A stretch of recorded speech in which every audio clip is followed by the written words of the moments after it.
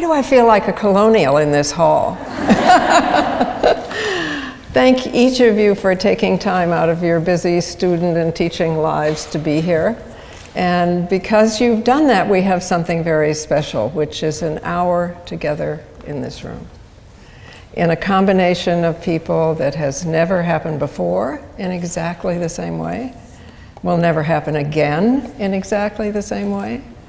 And each of us is a combination of environment and heredity. I never understood the nature versus nurture argument, did you? Because obviously it's both. Combined in a way that could never have happened before and could never happen again. So here's my plan. If all goes well, each of us will leave here with some new outrageous organizing idea, some new cause for anger and gratitude, some new friend, some new love affair, some new job. I don't know. I don't know what will come out of this hour. But I do, most of all, want to free us from this old-fashioned hierarchical structure we have here with you looking at each other's backs. Hierarchy is based on patriarchy. Patriarchy doesn't work anywhere anymore.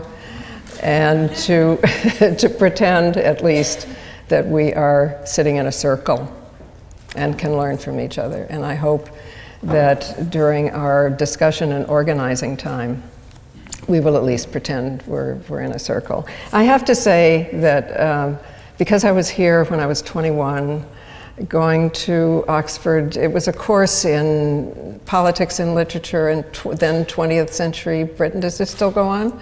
I feel my 21-year-old self is wandering around the campus someplace. There is also a kind of another symmetry for me, which I'm only just actually realizing from this trip. And so I will read you the dedication of my book, which is all about that symmetry. This book is dedicated to Dr. John Sharp of London, who in 1957, a decade before physicians in England could legally perform an abortion for any reason other than the health of the woman, took the considerable risk of referring for an abortion a 22-year-old American on her way to India. Knowing only that she had broken an engagement at home to seek an unknown fate, he said, "You must promise me two things. First, you will not tell anyone my name. Second, you will do what you want to do with your life." Dear Dr. Sharp, I believe you, who knew the law was unjust, would not mind if I say this so long after your death. I've done the best I could with my life. This book is for you. I realize that we usually define politics related to governance, but it seems to me that we've already had much too much discussion, especially about the US elections, which we can talk about later in the discussion time. I personally apologize for Donald Trump. I'm very grateful that you debated whether to let him into your country at all. We are having a very atypical, scary election, and we can discuss that. We can discuss our electoral politics in both of our countries and indeed in the world. But the second definition of politics has to do with power relationships between and among people. And I think that traditionally, in a deep sense, what happens to men, at least men of a ruling class or race, is politics. And what happens to women and men who are not of the ruling class or race is culture.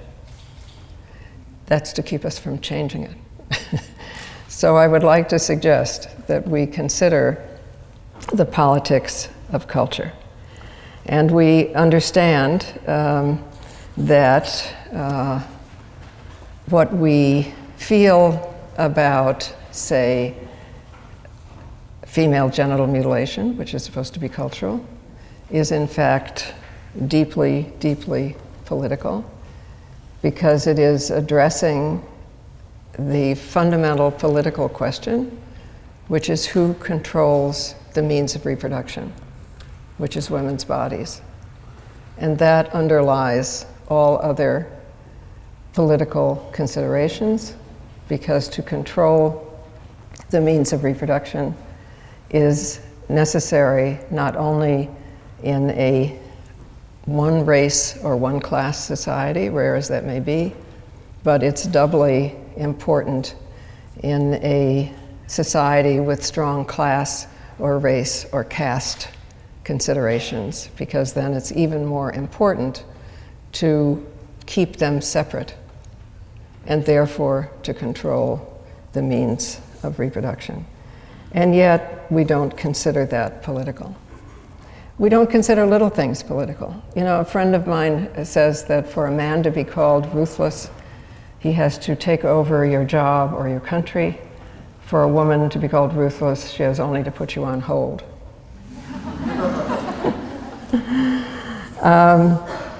It is political we are political in our definition of work.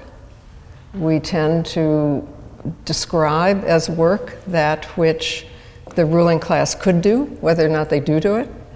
And we describe as not work everything that women and sometimes lower castes of people do. And we describe that, and it's not described as work at all. I mean, in my country, and probably yours as well, the work that's done in the home for raising children, for taking care of invalids, taking care of relatives, everything, the caregiving, which in both of our countries is a third of the work that is done, fully a third of all productive work, but it has no economic value. It is completely invisible in economic planning. Now there are women's groups around the world, in Canada and Australia and many others, who are thinking about ways not only of achieving equal pay, which we haven't achieved yet, of course, but of not only of revaluing work, which means equal pay, but redefining work so that we understand that that third of work is indispensable. It is often more important to do that work at home and more in the national interest than it is in doing it institutionally. How could we do this? We can do this. We can attribute an economic value to that work at replacement level and make that tax deductible if we pay taxes, and tax refundable if we're too poor to pay taxes, which replaces the disaster of welfare. At least in my country, the welfare system is a disaster. And so, it's not just about equal pay, it's carrying it forward when we understand that the definition of what work is political in and of itself. It's not right, I suppose, not popular to call religion political. I was asked to give a talk at TED, and they said, "What do you want to talk about?" And I said, "The politics of religion." And they said, "Those are two things we don't talk about." And I said, "But those are the only things I want to talk about?" It is political that God is male, then males are God. It is political that, in my childhood at least, I don't know about yours, Jesus in the middle of the Middle East had blonde curls and blue eyes. A Jewish guy in the Middle East.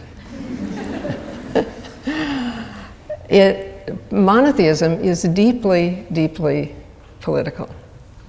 Spirituality, at least in the way I use these words, we may all use them differently, but spirituality is very different. Spirituality means a sense of godliness or sacredness in all human beings. I had to go to the hospital for some very minor test, and they make you fill out a form including religion, just in case you drop dead while you're having the test, right? And I was going to put down none, but that seemed a bit negative. So I put down pagan. And the nurse said, "What does that mean?" And I said, "It just means I think there's an essence of God in all living things." I converted her on the spot. But because I think in all of our countries, more severely in some parts of the world than others, we are discouraged from talking about religion as if, it was not political. It becomes a political influence more profound than any other precisely because we can't talk about it. I am tempted I have to say, I didn't plan to say this, but looking at this middle aisle, I don't think I can resist saying that I was reading a book about church architecture, and it was explaining, as if everyone knew it, that the structure of most monotheisms was built to resemble the body of a woman because the deepest function of monotheistic patriarchal religions was to control reproduction. So, yes, women were controlled severely, very severely, as we know, by many patriarchal religions. But the power of giving birth was still huge, right? Huge, the mythic power of giving birth. So what happens is that the patriarchal religion takes over, the priesthood, or whatever the leadership is called, takes over the power of giving birth.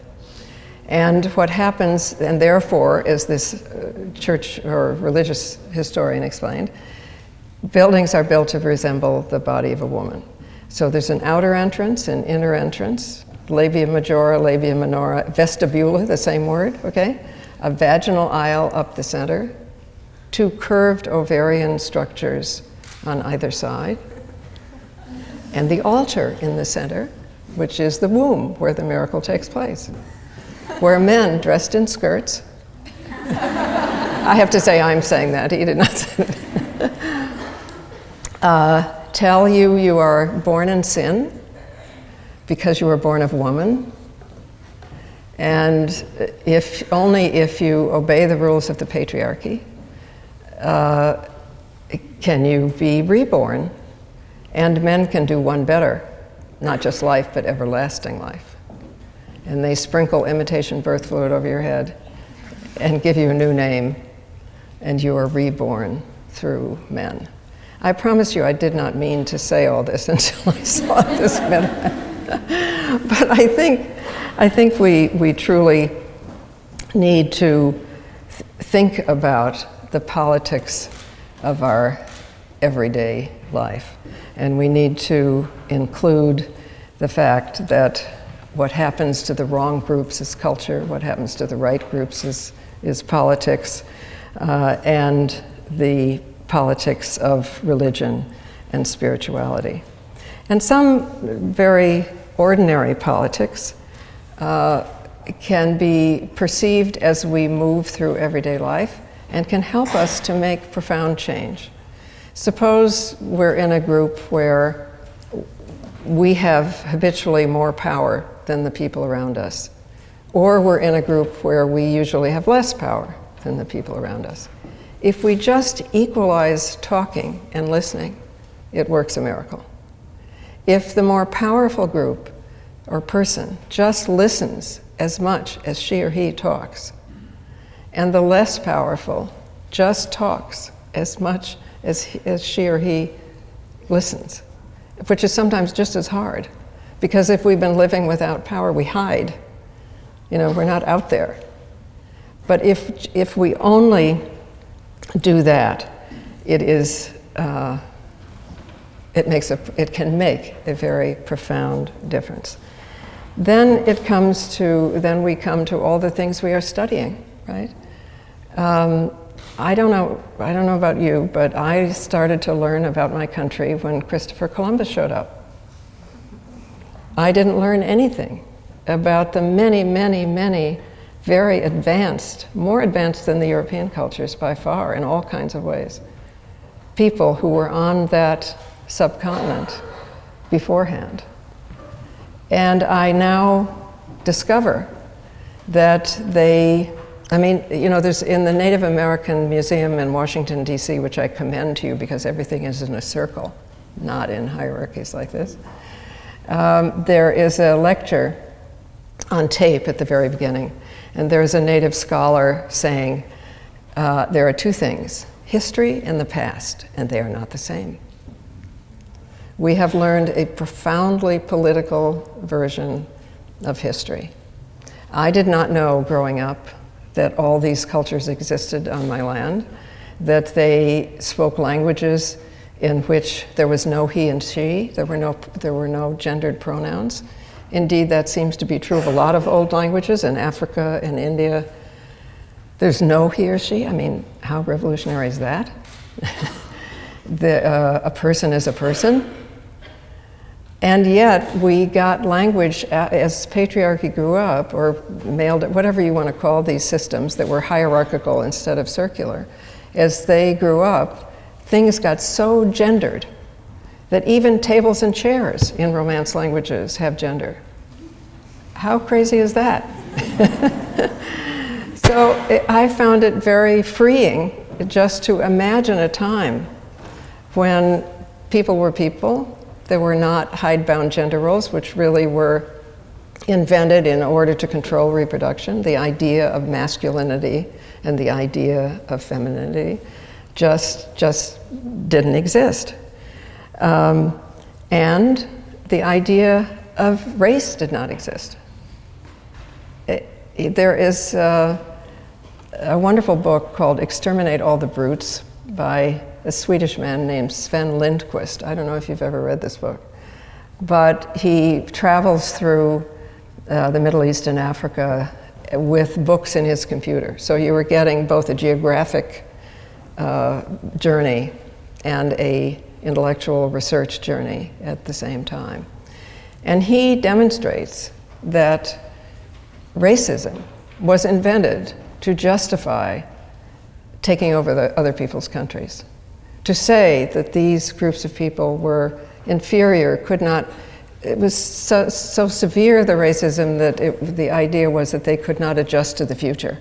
So you were almost doing them a favor to eliminate them. This was the theory, I believe, of the King of Belgium and the Belgian Congo, which perhaps the most brutal kind of colonialism that we know. It was invented, and I would say the only thing he left out of his book was that it was male-dominant, the invention of male-dominant systems in Europe, which had not existed before.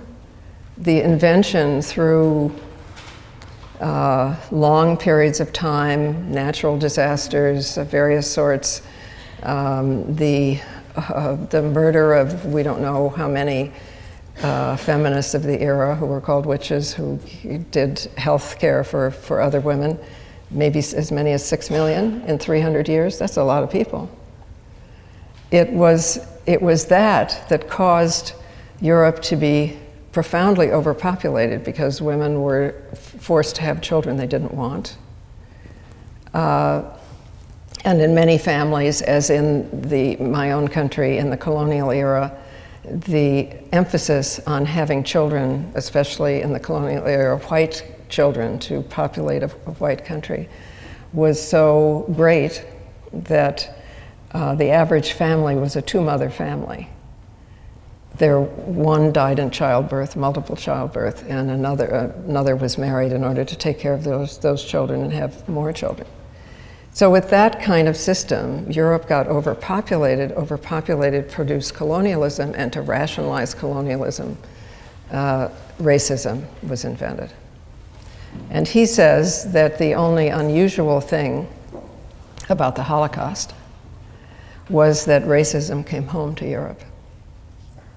But it had been profound in colonial systems in South America, North America, Africa, in so many countries until then. So I just want to say that I think in this room we have the power of our own experience. We have the power of our imaginations. We have the power of common sense.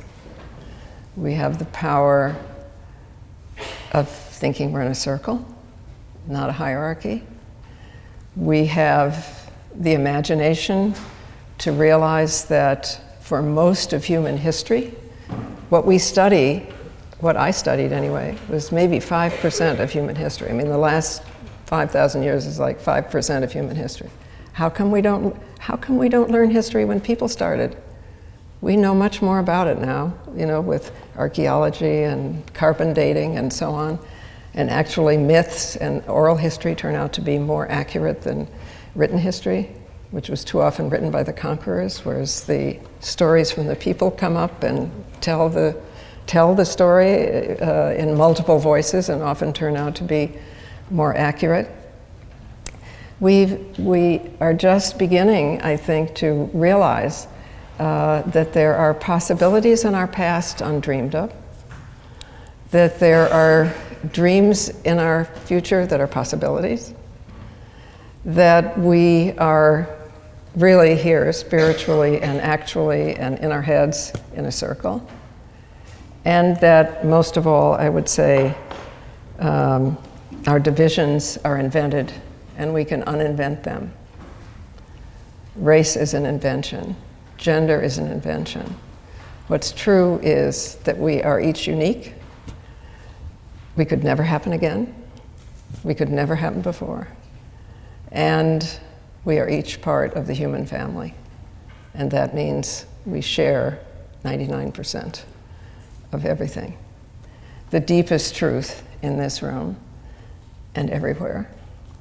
And the vision, I think, we're beginning to have again. It's really helpful, I don't know about you, but it's helpful to me to realize that it's not human nature, the way we're organized now, you know, that it could be different because it was different for a much longer time. The deepest truth is, I think, that we are linked, we are not ranked. And our paradigm is the circle, not the pyramid. And this goes for nature as well, right? And it's why now all of our social justice movements that are so precious to us, if only because they let us know we're not crazy. All of our movements, which grew up in silos, kind of, as they must, you know, when you've been invisible for a long time, you need to name yourself, you need to speak about your experience and say what's wrong, and that is indispensable. But then comes a period in which you start realizing that your movement is not in a silo, it is connected to everything else. Our great Congresswoman, Bela Abzug, do you remember Bela Abzug, I hope? She was maybe more famous in the world because this is such a global movement than she was in her own country. But she was a congresswoman from New York. I remember a young woman coming to come to the United Nations and saying to me, "I am the Bela Abzug of Mongolia." So I think she probably was very well known in the world. But she always said, "We've had our Declaration of Independence, irreplaceable. Now we need a Declaration of Interdependence." And I think that's what we're beginning tonight. Thank you.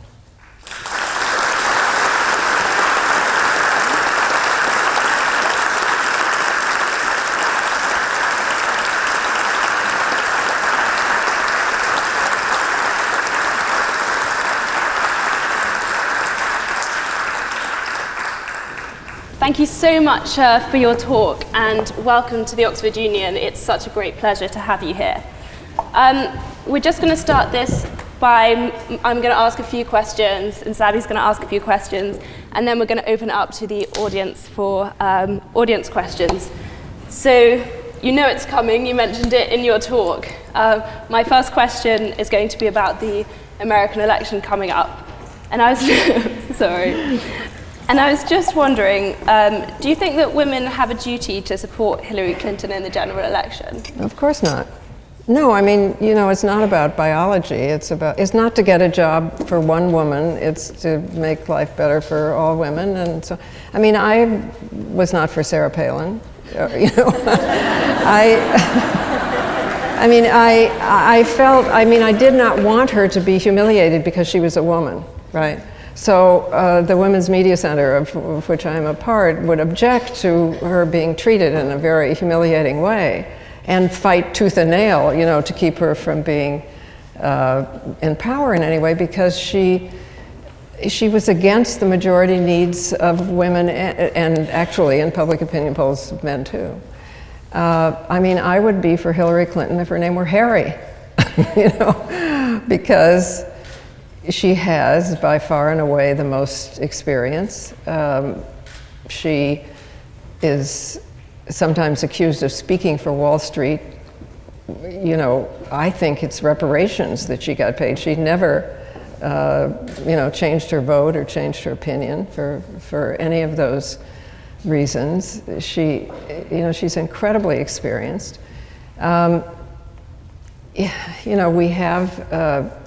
We have Senator Sanders, who is a good man with a good heart, and I'm grateful that he's bringing a lot more young people into political life. I'm a democratic socialist too. I'm actually a lifetime member of his political party. He speaks to impossible hopes, that is, hopes that are impossible right now.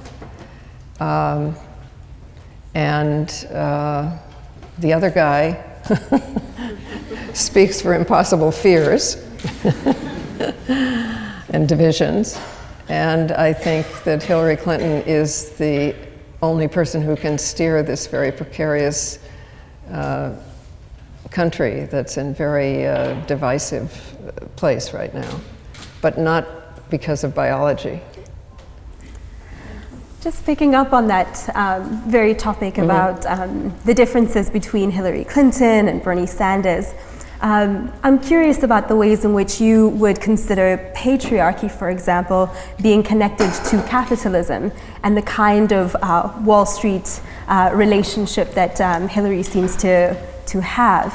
And if there is, in fact, a way in which we can decouple the relationship between progressive forces and the capitalist agenda, particularly as it relates to women's empowerment in general. I ask because you so eloquently linked patriarchy to the development of colonialism across the world. So I'm quite curious about capitalism in general, but particularly in this election in your country. Yeah, no, it is, of course it is linked.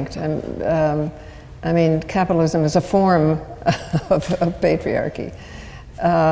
What's interesting to me is that Marx and Engels learned what they call primitive communism by studying a book about the Iroquois Confederacy in it's 6 or 7 nations, the Confederate structure, and they read a book about it. They didn't come to the States, but they read a book about it, and that's where they got the idea of communism and circularity and balance and so on. They didn't quite include women in the way because part of it was that women controlled, of those cultures, is that women controlled their own physical selves and decided when and whether to have children with abortifacients and herbs and timing. It was about balance. It was societies of balance. So I'm sorry that Marx and Engels didn't get that part. I think we have to add that part. But there are certainly, you can uncouple patriarchy from capitalism and still have patriarchy. There are different kinds, obviously. But I don't think we'll find out, actually, if you can uncouple capitalism from patriarchy as we infiltrate and take over and transform capitalism, right? My second question is just on a slightly different topic. And I was wondering what you thought about Amnesty's decision to support the decriminalisation of prostitution. And if you could talk a bit more about that. Well, I think we all want the decriminalization of the prostituted people. It makes no sense to, at least, it just makes no sense to punish the victim. The question is whether you also decriminalize the traffickers and the pimps. And I would not do that, actually. I think they are demonstrably criminal for the most part, and in any case, I don't think it's right to sell another human being. So, the only thing I've seen which provides more than just a bipartite solution is the Nordic example, which absolutely decriminalizes the prostituted person, whether it's a woman or a man or a child, offers that person services, criminalizes the pimps and traffickers, and does not criminalize the customer, but offers education, you might say. I mean, becomes kind of like a traffic ticket. If you get a traffic ticket, you have to go to traffic court and learn about something, so at a minimum, it allows the customers to learn what the global sex trade is. But I think we all agree, I think there's, listen, the world is divided into two kinds of people. Those who think there are two kinds of people and those who don't. Okay, so, and that's partly about gender, it's partly about dividing human nature into masculine and feminine. So there's been this notion that it's either legalization or criminalization, and actually what turns out to work is neither one, it's in between. And I think, the closest we've seen so far, or at least the closest I've seen, is the Nordic example. Thank you so much. We'll now move to answer some questions from the audience. So we'll take the first question just here.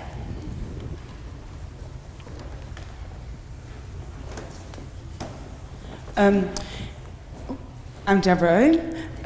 In your book, A Revolution from Within, you wrote, I learned from these events that self-esteem plays as much as part in destiny of nations as it does in the lives of individuals. That self-hatred leads to the need either to dominate or to be dominated. That citizen who refuses to obey anything but their own consciousness can transform their countries. In short, that self-esteem is the basis of any real democracy. As an individual who hopes to transform her country, tell me that if you could just share some advice to all these young people who are in this room who are hoping to make a change in the world that we live in today. Thank you. Well, I think self-esteem comes first from how you're treated, especially as a child, but just in daily life. It's why colonized and suppressed countries lack collective self-esteem, right? So I guess my advice to myself would be to first listen to you, because we know we have something to say when somebody listens. It's not the other way around.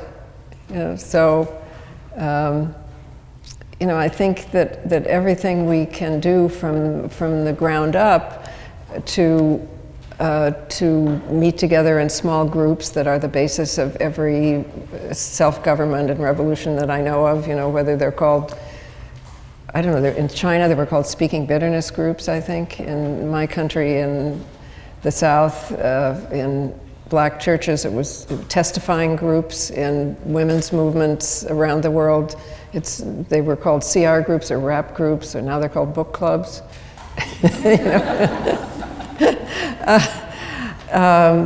To begin democracy where we can, in our families, in those circles that support us, and to take our energy so gained in a circle and move it outward. It's a long struggle. I mean, one of the things that the Cherokee culture in my country says is that it takes 4 generations to heal one act of violence, because it is repeated. If it starts in our childhoods, we move away from it, not all at once, So I suspect in some ways the greatest enemy of change is to fail to recognize its depth and its joy along the way, I have to say. You know, that it is, if you don't have dancing and music and laughter and sex and poetry on the way to the revolution, you won't have dancing and laughter and sex and poetry once you get there. I mean, you know, I have to say, I think that was the one thing that Marx and Engels got most wrong, which is that the ends justify the means. Actually, the means become the ends. Thank you for your question. We'll now go to the question from the member on the aisle. Hi, Gloria. I was wondering if you could share your thoughts on feminist academic writing, because I've read a lot of it throughout my degree, and I sometimes have to question how beneficial all this theorizing is when so much of it is so abstruse. Well, you know, all words are good words, and everybody has a right to write the way they want to write, and maybe they need to write in our terms to get tenure. You know, it get published in some academic journal, so I'm not knocking it. But if it isn't accessible, it limits the use. I'm always threatening to put big traffic signs on the way to Harvard and Yale that say, beware deconstruction ahead. So actually at Ms. Magazine, one of the things, because we have a board of scholars who advising us and getting their work into article form more quickly than they would perhaps be able to get it into an academic journal or into a book. And part of what they want from us is to help them write in a way that is more accessible. But it's not a one-way street. I mean, we're learning from them because they have an in-depth knowledge that we don't have, and an ability to think theoretically that may be a luxury if you're being an organizer every day. So it's not a criticism, but it is a consideration.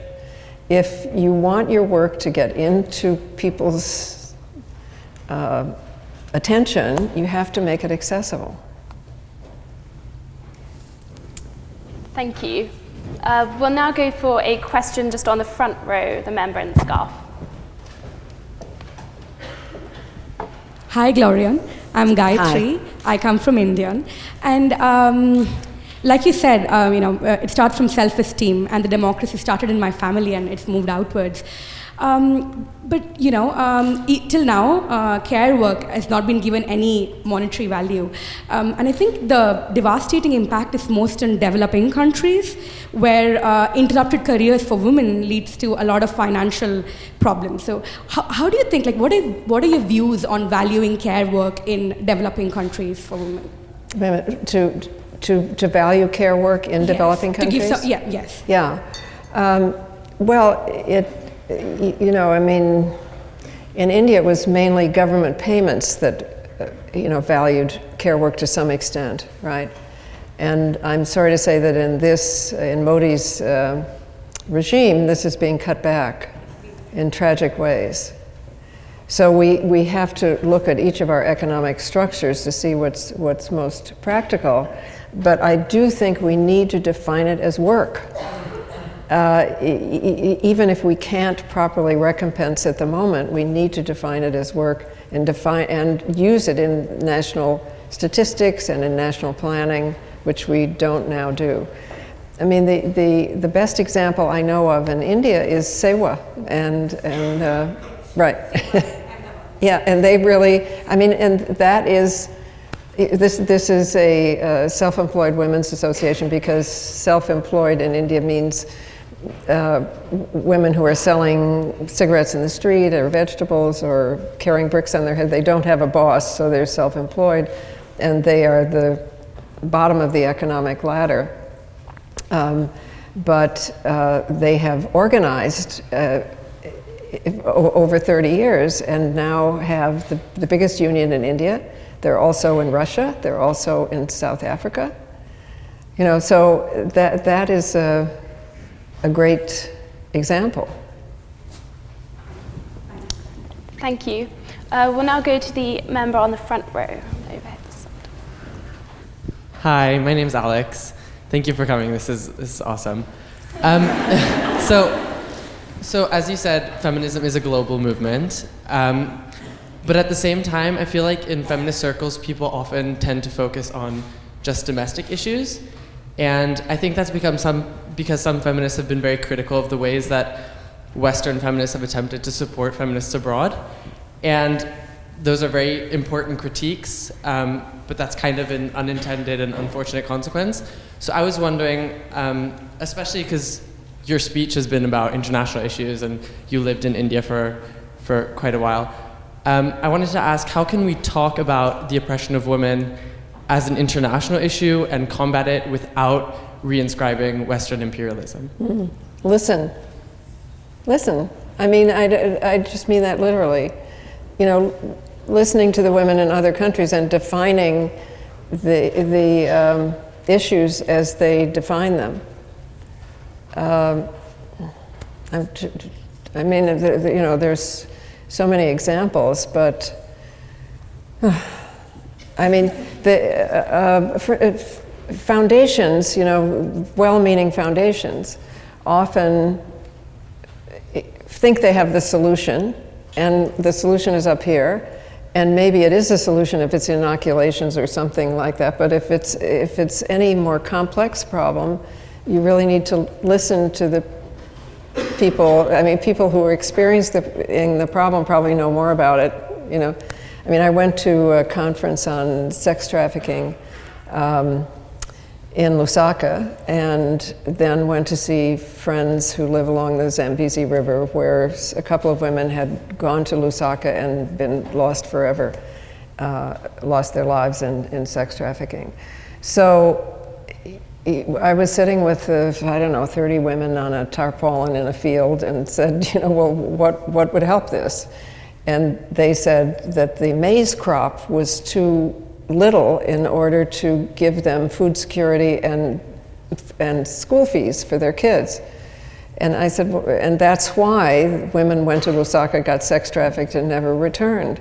I said, well, what would fix that? They said that if the elephants didn't come in and eat the maize just as it got to a certain height, that they would have a maize crop. I said, well, what would fix that? They said, an electrified fence. You know, there used to be a system in the old days with a big tower with somebody with a drum that scared the elephants away. That was gone. So they needed an electrified fence. So I raised not much money for an electrified fence. It didn't take much.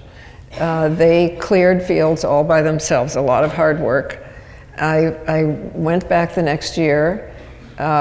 There was a maize crop, a bumper maize crop. We were singing songs to the maize. We were doing dances under the trees to the maize. You know, so I discovered where the bump came from. Do you remember the disco dance, the bump? I'm sure it came from there because that's what we were doing under the trees.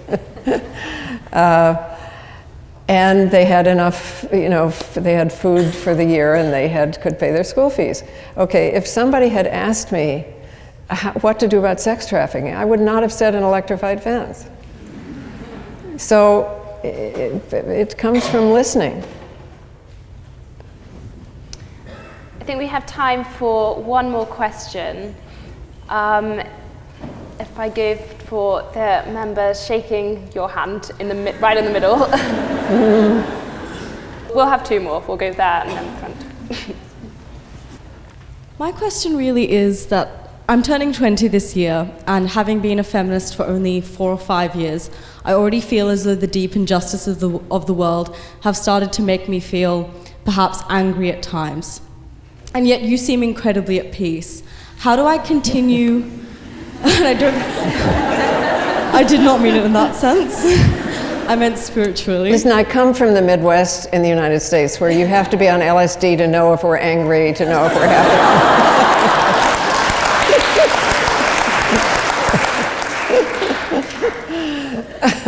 So some of it is just, you know, I mean, I am angry, I am, you know, but it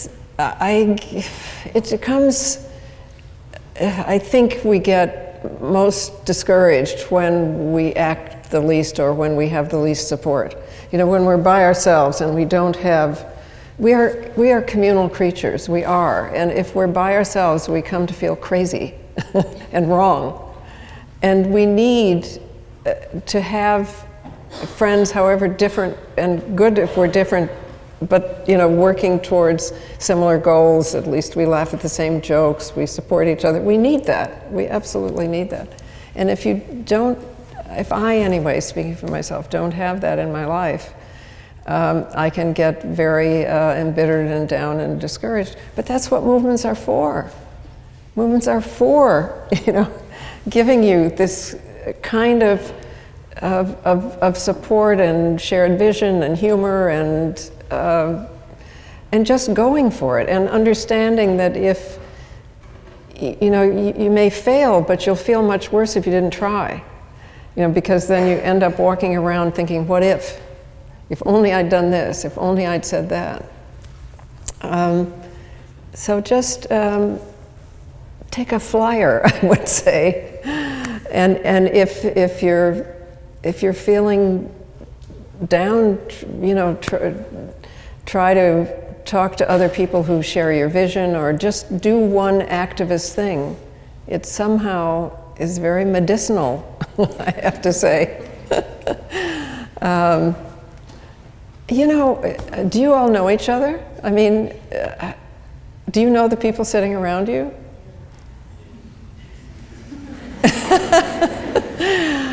I don't know, but before we all go out and have a drink or whatever it is we're going to do, if you don't know the people sitting around you, you probably came here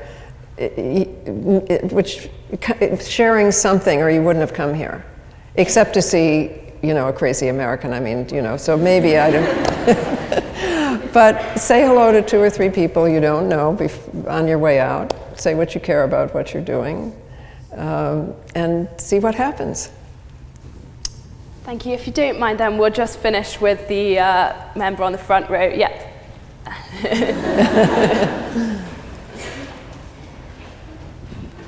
Thank you, Gloria. Wonderful speech. My name is Anne, and I'm a Finnish journalist and feminist. And I'd like to get back to the issue of childcare, because you said in your speech that we should value more, as we would, of course, have to value more children, like women who are taking care of children at home. But, well, I was brought up in Nordic country, and we have very much state taking part of the childcare. So we have state subsidized kindergartens, and it's a very functioning system, and that's what I learned that is good. But I'd like you to clarify a bit. Do you think that there might be some model that we should be on to, like, go for, like, the children would be taken care of at home, or should state have some role in it? Well, you know, kids need to see each other too, you know, so kids benefit from a communal space for them, you know, because otherwise they're looking at knees all day long, and, you know, I mean, so I'm assuming that kids, you know, have a communal experience as well as being well cared for at home. And you know, practically every other democracy on earth is ahead of mine in terms of childcare.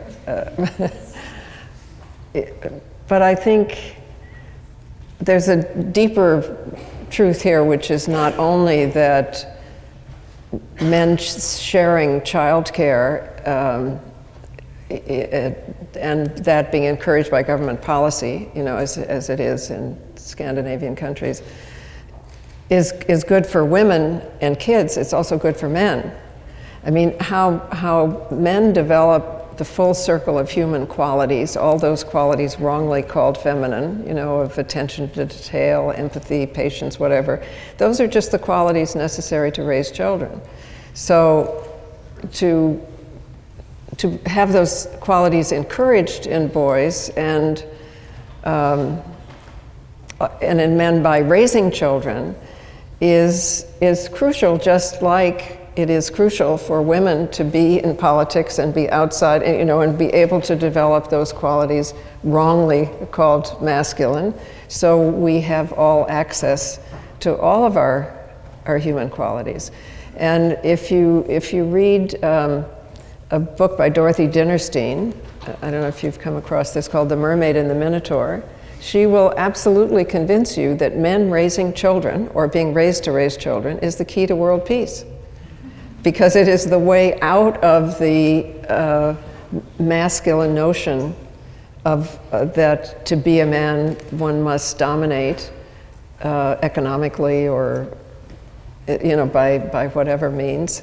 And it is the way that men also gain full humanity. And I think that's true. And unless we see loving and nurturing men when we're growing up, we don't know that men can be as loving and nurturing as women can. And of course they can. It's a libel on men to say that they can't. I kind of was lucky to have a father who, because my mother was not well, was a caretaker just as much. And was he responsible as a parent? No. He fed me nothing but ice cream. He, you know,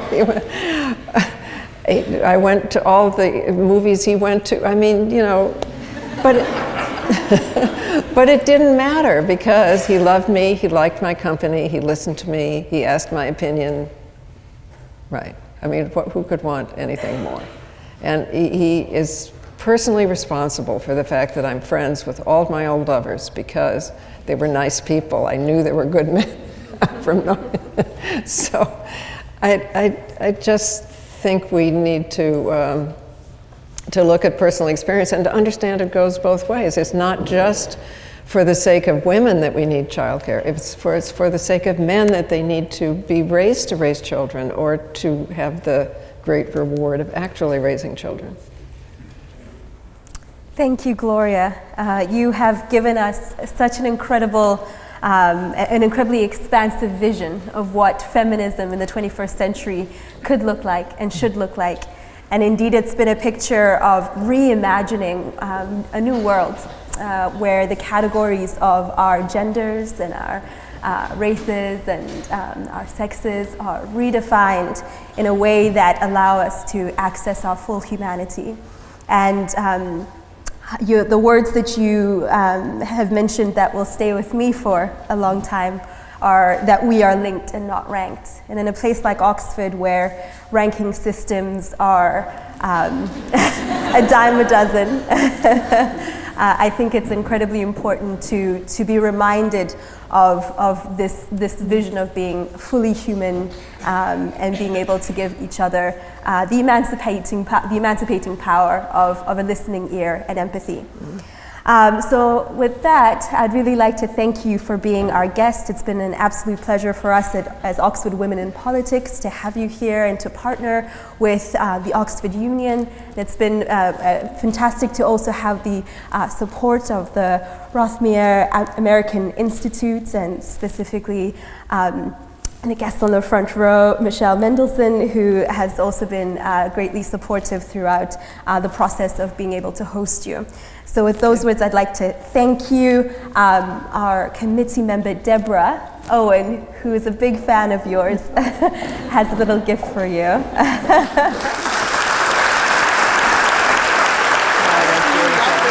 you so much. Thank you so much.